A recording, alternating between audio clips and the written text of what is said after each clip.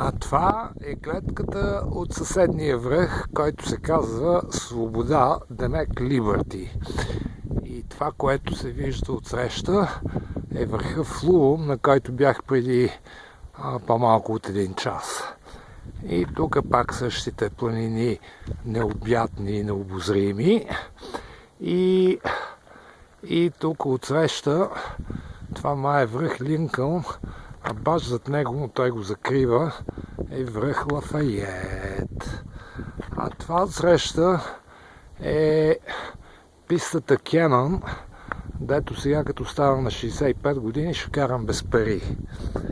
И тук пак отсреща слънцето, нищо няма да се види, но пак това отсреща баш на запад под слънцето или малко наляво от слънцето е върха Мусала и други планини.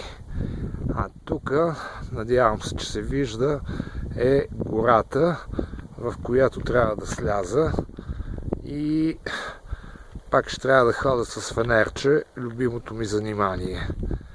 Айде, стига, че се свърши батерията.